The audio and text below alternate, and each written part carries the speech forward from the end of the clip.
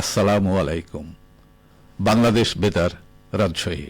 স্থানীয় সংবাদ পড়ছি, খন্দকার আনোয়ারুল ইসলাম। জাপানের এক বেসরকারি প্রতিনিধি দল রাজশাহী বিশ্ববিদ্যালয়ের উপাচার্য প্রফেসর ড সালেহ হাসান নকিবের সাথে গতকাল সৌজন্য সাক্ষাৎ ও মতবিনিময় করেন। এ সময় তাঁরা রাজশাহীতে একটি কারিগরি প্রশিক্ষণ ও জাপানি ভাষা শিক্ষা কেন্দ্র স্থাপনের বিষয়ে উপাচার্যকে অবহিত করেন। এর মাধ্যমে শিক্ষিত যুবকদের স্থানীয়ভাবে এবং বিদেশে কর্মসংস্থানের সুযোগ সৃষ্টির আগ্রহের কথা জানান। তারা এই বিষয়ে রাবি কর্তৃপক্ষের সহযোগিতার প্রত্যাশা ব্যক্ত করলে উপাচার্য তাঁদের উদ্যোগকে স্বাগত জানিয়ে বিশ্ববিদ্যালয়ের পক্ষ থেকে সকল রকমের সহযোগিতার আশ্বাস দেন।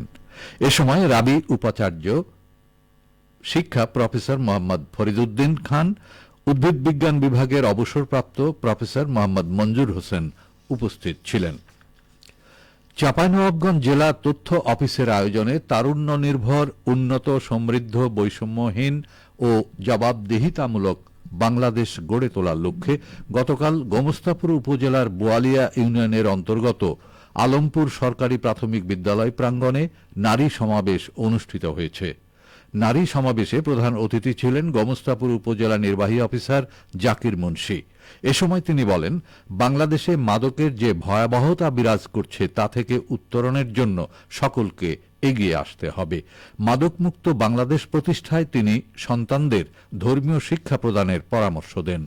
এছাড়াও অনুষ্ঠানে বাল্যবিবাহ, মাদকের অপব্যবহার, যৌতুক, নারী নির্যাতন ও কন্যা শিশুর প্রতি বৈষম্য রোধ, সামাজিক মূল্যবোধ গঠন, সুষম খাদ্য গ্রহণ ইত্যাদি বিষয়ে আলোচনা করা হয়।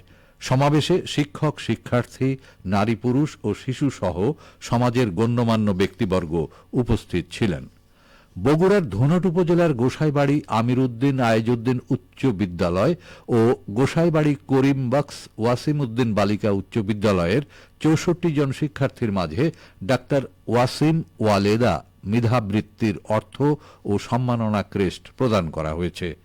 গতকাল বৃত্তি প্রদান অনুষ্ঠানে প্রধান অতিথি ছিলেন বগুড়া জেলা প্রশাসক হোসনা আফরোজা।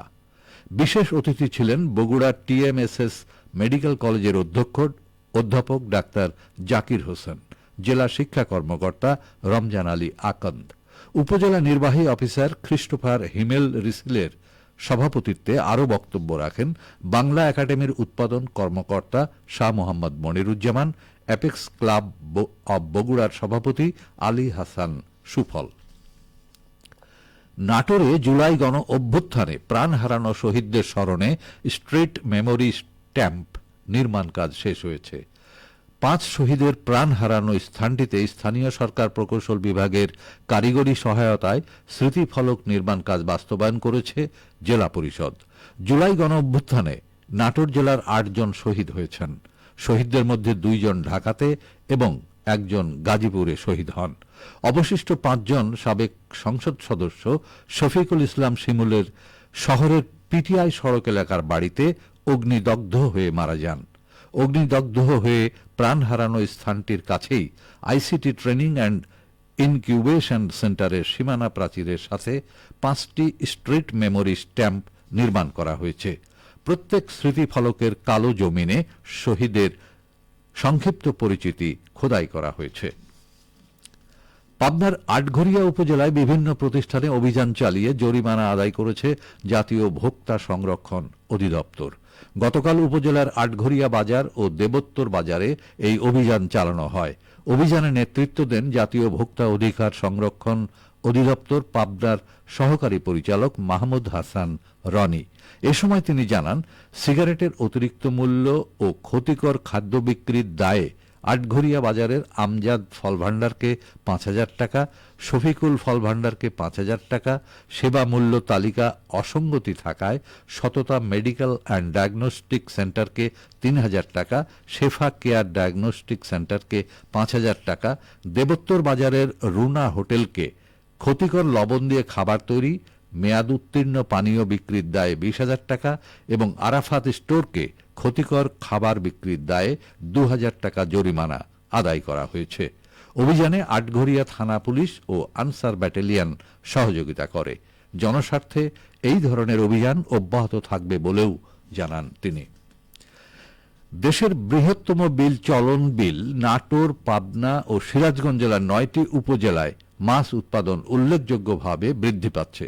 মৎস্য সম্পদ রক্ষায় গৃহীত কার্যকর পদক্ষেপ এবং এই মৌসুমে অতিবৃষ্টির কারণে প্লাবনভূমির স্থায়িত্ব বেড়ে যাওয়ায় এই বছর উৎপাদন প্রায় 10% বৃদ্ধি পাবে বলে আশা করা হচ্ছে। চলন বিলে প্রতি বছর প্রায় 65,000 টন মাছ উৎপাদন করে দেশের মোট মাছ উৎপাদনের 14% সরবরাহ করে। এর মধ্যে নাটোরের সিংড়া উপজেলার চলনবিল এলাকা থেকে 8,000 টন মাছ পাওয়া যায়। সবশেষে আবহাওয়া। আজ দুপুর 12টায় রাজশাহীতে তাপমাত্রা ছিল 34 ডিগ্রি সেলসিয়াস। এ সময়ে বাতাসে আপেক্ষিক আর্দ্রতার পরিমাণ 67%। রাজশাহী ও পার্শ্ববর্তী এলাকায় আজ সূর্যাস্ত সন্ধে 6:14। সংবাদ শেষ হলো। আমাদের পরবর্তী সংবাদ দুপুর 2:05।